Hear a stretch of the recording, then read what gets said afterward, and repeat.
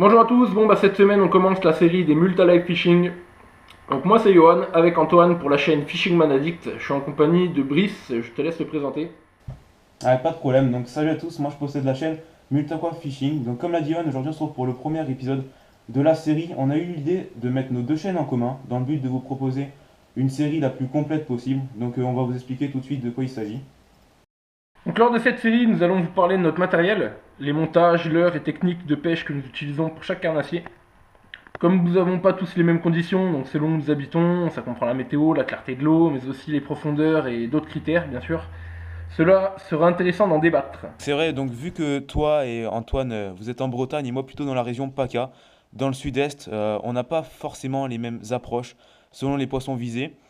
Du coup, ça va être intéressant de pouvoir parler de tout ça avec vous, en vous donnant nos avis et nos conseils. Donc chaque épisode de la série sera attribué à un carnassier en particulier. Le premier poisson abordé sera le sandre. Nous vous en parlerons dès le deuxième épisode. Pour commencer la série, nous allons vous présenter notre leurre coup de cœur de cette saison. Donc petite précision, chaque vidéo de la série sera divisée en deux parties. On aura la première partie qui sera la théorie. Je te laisse expliquer, Johan. Oui, donc la théorie, ce qui comprendra donc les montages, les techniques et l'heure utilisée selon les conditions, etc. Voilà, donc ça c'est pour la première partie. Ensuite, la deuxième, ce sera la partie pratique. Donc pour la partie pratique, on vous proposera chacun un poisson à la fin de la vidéo qui a été pris avec les techniques abordées lors de l'épisode. Donc histoire que vous ayez un exemple concret en vidéo. Je passe directement avec les leurs. Voilà, pour finaliser un peu cet épisode. Donc les leurs coup de cœur de cette saison. Donc qui nous ont rapporté quelques poissons et qui nous ont surpris lors de la saison. Je te laisse commencer, Johan. Yes, alors on commence, moi, c'est Savage Gear, Foreplay, voilà, vous vous en doutez tous, hein, c'est un leurre que j'utilise très souvent, où j'ai beaucoup de résultats. Un leurre de 13 cm qui fait 21 grammes si je me souviens bien. Donc qui existe avec longue bavette, bavette courte ou alors sans bavette, selon les profondeurs de nage où on veut l'utiliser. D'accord. T'as un matériel que tu aimes bien utiliser pour ce leurre? Un matériel spécial? Alors le matériel que j'utilise pour ce leurre, voilà, il fait 21 grammes, donc une canne, donc je fais du minimum du 5-20, et sinon très souvent j'utilise avec du 10-30. Ensuite, donc la taille de la canne, moi j'aime beaucoup les cannes qui font minimum 2 mètres, donc je suis beaucoup en 2m10, 2m30. Selon, après ça dépend vraiment des postes qu'on pêche. Sinon en tresse, je suis sur du 11 kg. Un petit peu, en général pour le carnassier, pour le brochet surtout, je suis au minimum à 11 kg. Ensuite moulinet, 3000, hein, j'utilise un peu ça pour tout. Sinon, bas de ligne, je suis en fluorocarbone. Les 3 quarts du temps pour utiliser ce leurre, je suis en 35 centièmes, mais j'aime bien mettre du 50 centièmes pour pouvoir Éviter un petit les peu coupes. changer dans les leurres. Surtout éviter les coupes. Ouais. Éviter les coupes surtout, ouais. J'ai pas beaucoup j'ai pas eu même du tout de coupe encore sur du D'accord. foreplay. C'est vrai que le leurre il est quand même assez grand. Donc, Il est grand, donc le fait qu'il soit grand, les brochets ont du mal à l'engamer la plupart du temps. Mm. Donc ça C'est évite les ça. coupes. Je pense que c'est parce que je suis bon au ferrage Ah, ça aussi. peut être ça aussi.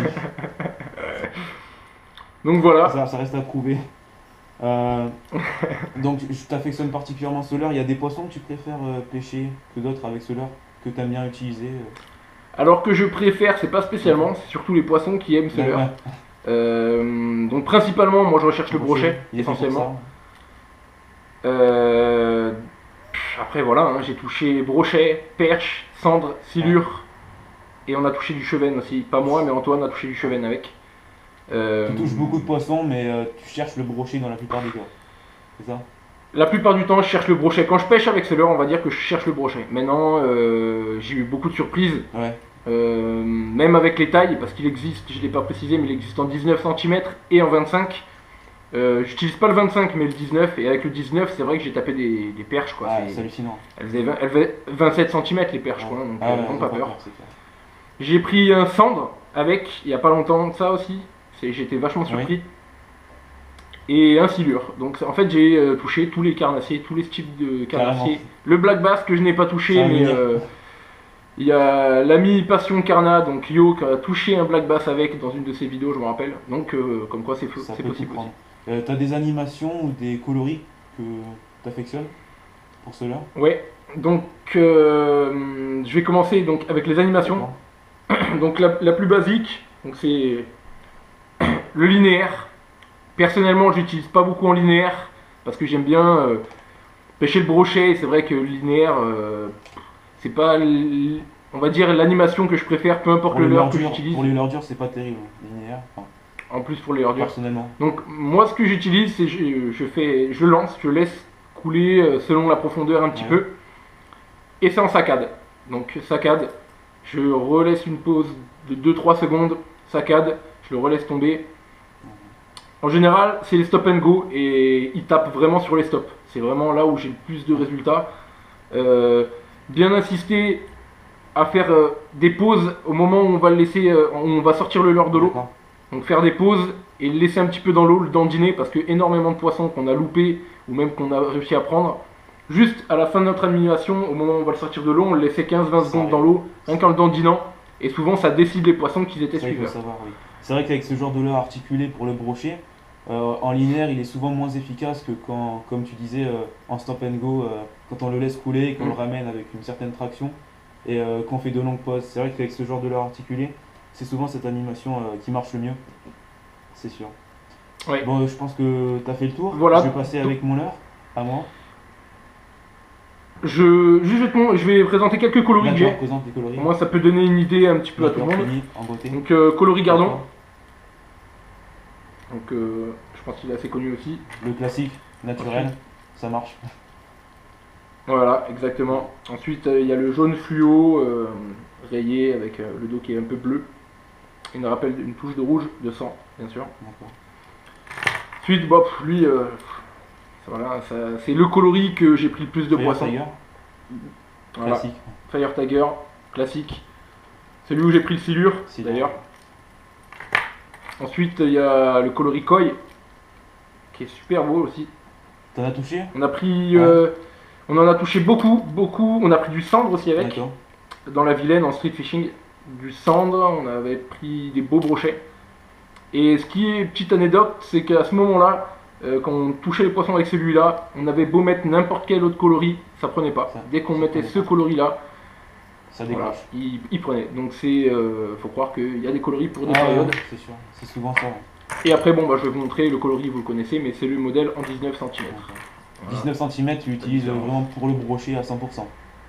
Il y a 100% brochet, mais encore une fois, j'ai une anecdote, c'est que ça m'est arrivé de prendre du coup du cendre avec celui-là, sous des tunnels, donc des tunnels qui n'étaient pas éclairés, donc on était dans le noir total. Et ça résonne en fait avec, je pense que vous l'entendez, donc déjà il y a des billes, mais le claquement donc, des articulations crée un bruit, je pense, qui énerve un peu le cendre. Ouais. Et sans vision, sans rien. Bon, après, le cendre n'a pas spécialement besoin beaucoup de visibilité. Mais du coup, on tapait du cendre, même des cendres de 40, 50, avec les leurres de 19. Parce que Donc, comme voilà, il il n'y se- a pas de science exacte. Comme il se fie au bruit, je pense qu'il n'a pas forcément une idée de la taille de sa proie qu'il est en train d'attaquer. Mm. Il peut être surpris lui-même, je Exactement. pense, du leurre qu'il a attaqué. Exactement, je pense que c'est ça. C'est l'agressivité. Pareil, on les agace un petit peu, je pense. L'agressivité, que c'est pour ça. l'agacement. Je te laisse Ah, présenter pas de souci. ton leurre, Voilà, je mon vais cher prendre un ami. petit moment. Donc on va démarrer. Donc moi je voulais vous parler aujourd'hui du Thundershad de VM. Donc c'est un leurre américain créé pour la pêche du black bass. Donc là je vous l'ai présenté. J'ai deux paquets, deux coloris et deux tailles différentes. Donc on a cette taille, c'est la taille Thundershad classique, donc en 13 cm. Plutôt créé, donc il est créé pour le bass, mais on peut l'utiliser pour le brochet également. Il y a aussi lui, donc lui c'est le Thundershad Junior, donc lui c'est en 10 cm. J'utilise plutôt pour la perche et le cendre, donc c'est un leurre plutôt pour la verticale. Donc c'est un leurre pour moi surprenant parce que je l'ai vraiment pas utilisé beaucoup de fois cette saison. Et le peu de fois où je l'ai sorti, bah, il m'a rapporté vraiment beaucoup de prises. Voilà, ça a été vraiment surprenant, un coup de cœur dès le départ. Je l'ai utilisé, voilà, ça m'a rapporté des prises directement. D'accord. C'est ça qui m'a impressionné. Quel montage, quel matériel tu utilises du coup? Ah, alors c'est différent pour les deux, c'est pas vraiment le même matériel. Pour celui-là, j'utilise vraiment en power fishing. J'aime bien l'utiliser en skipping entre les arbres, tu vois, histoire d'essayer de déclencher les attaques de black bass principalement et de brocher. Donc je vais le sortir, Ouais. voilà pour vous montrer. Donc ça ressemble à ça. Il a vraiment une forme assez particulière. Il y a bien sûr une fente au milieu pour pouvoir insérer l'hameçon texan. Et puis donc celui-là, le modèle 13 cm, je l'utilise en power fishing comme j'ai dit tout à l'heure, en skipping. Ce qui est du matériel, j'aime bien avoir des cannes casting pour ce genre de pêche, tout simplement parce que on vise mieux et j'aime bien pour ce qui est du skipping pouvoir ralentir la ligne avec le doigt pour pouvoir vraiment mettre le leurre au centimètre près sous l'arbre. Après pour ce qui est de la ligne, moi je suis clairement la plupart du temps en 35 centièmes, comme toi d'ailleurs, en fluorocarbone en bas ligne, tout simplement parce que on peut taper du brochet avec des risques de coupe bien sûr comme toujours. Mais ce qui est bien en 35 centièmes, c'est qu'on peut aussi prendre de la perche et du black bass sans risquer ben, de les faire refuser le leurre tout simplement parce que la ligne est trop épaisse. Ouais, c'est juste milieu, je pense. Le juste milieu exactement. Puisque comme quand on se met en 90 centièmes comme je le fais des fois pour le brochet, on exclut la prise de black bass ou de perche la plupart du temps. Quoi qu'il m'arrivait de prendre des perches quand même en 90 centièmes, ça reste quand même très très Ça, rare. ça m'est arrivé aussi. Ouais, bon, faut vraiment qu'elles aient la dalle. Alors je vais vous ouvrir le deuxième. Voilà, donc un petit leurre vraiment très mignon. La queue frétille, en fait, elle a pas une nage très erratique, on va dire. Elle est vraiment sur place et elle frétille. Et c'est pour moi ce qui fait le succès de ce leurre. C'est vraiment très précis, j'ai envie de dire, comme nage. Ça part pas très large, mais ça fait énormément de vibrations et ça fait une imitation d'albin parfaite dans l'eau. Même pour le coloris, hein, la taille pardon, un peu plus grande, la nage reste quand même assez serrée. Et c'est pour moi ce qui séduit les poissons. Et voilà, c'est ce qui rapportait de nombreuses prises quand j'ai utilisé ce leurre.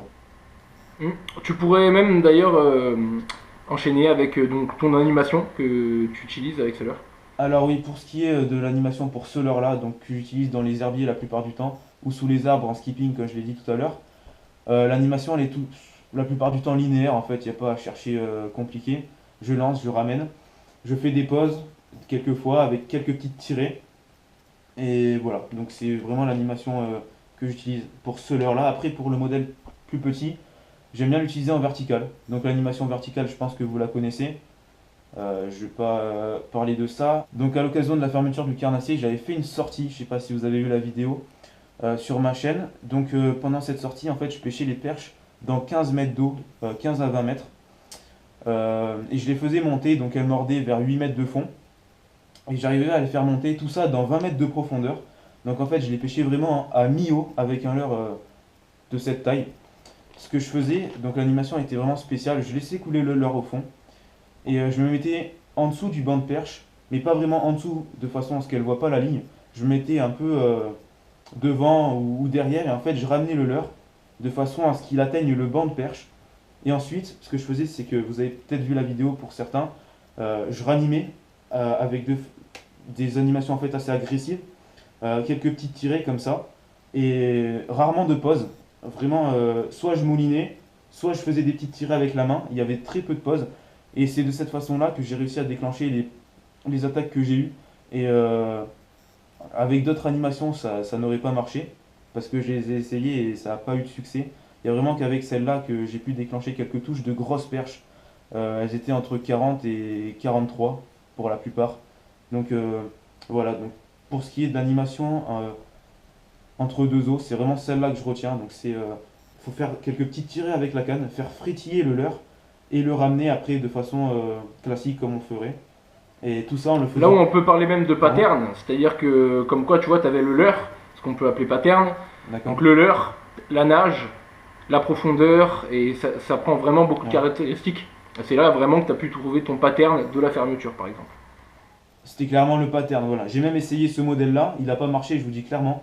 J'ai essayé d'autres leurres, c'est vraiment ce leurre-là, avec cette animation-là, avec cette profondeur-là qui a marché. Il fallait le laisser au fond et le faire remonter pour qu'il évolue dans la couche d'eau, mais d'une façon précise, comme je viens de vous décrire.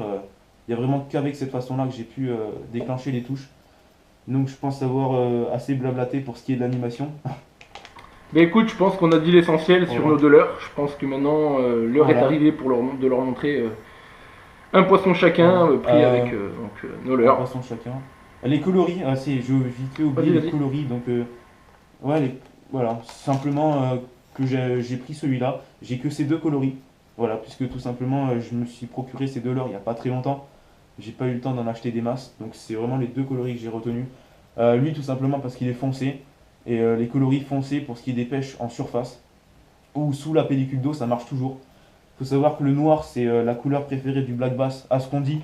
Donc moi, j'y crois. C'est pour ça que j'ai tendance à prendre des leurres foncées pour la pêche du black bass.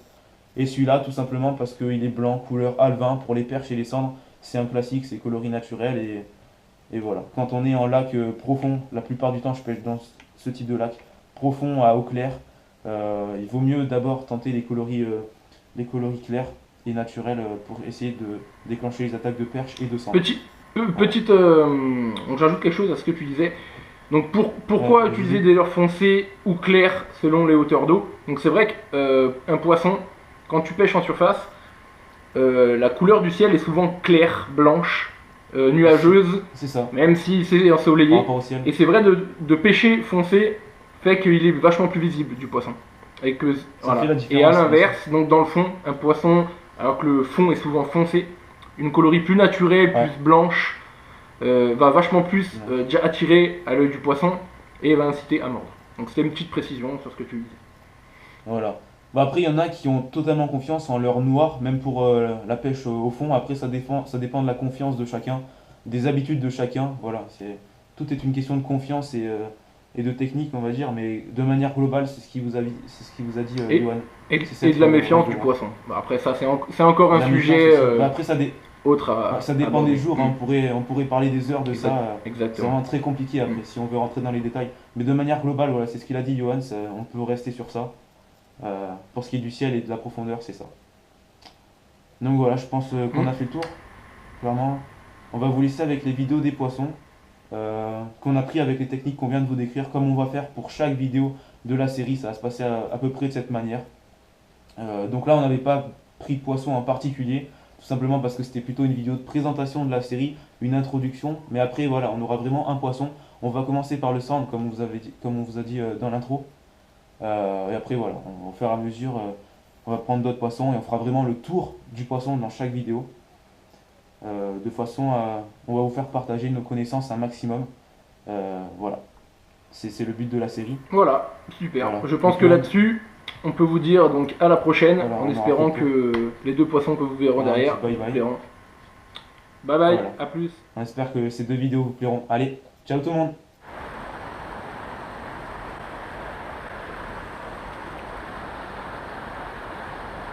Oh, c'est pas ça, fais l'accordéon. Tac. Poisson. Non. Ah, Yes, c'est une papa. c'est bon ça. Viens, pas faire. À mon avis, il est bien pris, non? Putain, il respire bien ici. Hein. Regarde les yeux. Ouais, mais il est tout maigre. Hein. Ouais, bah il doit pas beaucoup manger. Bon bah yes, un joli brochet de 66 les gens.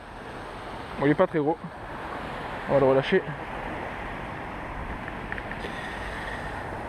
On va relâcher le pépère. Yes. Énorme déjà.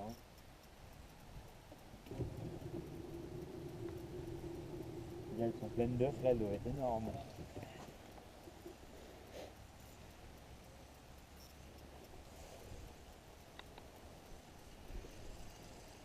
Poisson.